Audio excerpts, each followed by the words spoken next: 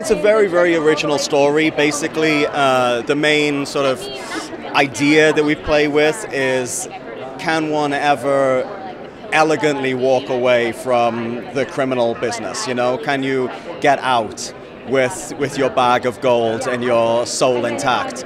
You know, and that's the central question. So, you know, it's a very original story, you know, but it also, like, the sensibility of it is vintage Guy. You know, it goes back to his Lock, Stock and his Snatch days, and, you know, really, really great cast, doing things that I think across the board you're not used to seeing these actors do. I mean, I was just talking about it, but I think particularly Hugh Grant is gonna just really shock the world with what he does in this film. I sat and bore witness I'm the recipient of these enormous monologues that he gives in the film. You know, we sort of played the narrators of the film, but he came in and over the course of 5 days delivered, you know, 35 pages of dialogue and just put on a veritable clinic in acting. It was really a beautiful and humbling thing to behold. So I think people will be very excited to see that.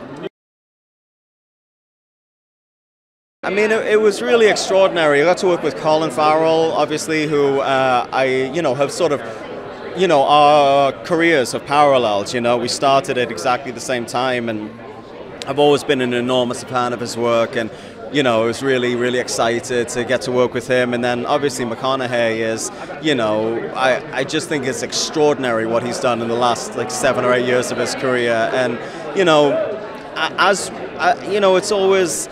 You know, I forget exactly the saying, but, you know, it's always sometimes dangerous to meet your heroes because they might turn out to be dickheads, you know? I'm paraphrasing, of course. But you know, Matthew turned out to be as nice a guy as he is a great actor, so we had a really nice time working together. So I play the right-hand man of Matthew McConaughey in the film, who is the biggest weed dealer in the UK.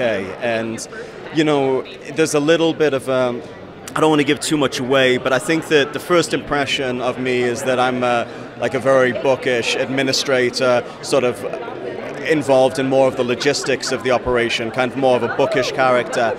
And then there's a kind of a turning point in the movie where it is revealed that I have a much darker function within this. You know, old Raymondo's not afraid to pull out the bone saw when necessary. From the footage that we sort of showed, it's the first time I think we both sort of had seen a cut like that. It's so kind of distinctly Guy that I was just grinning from ear to ear.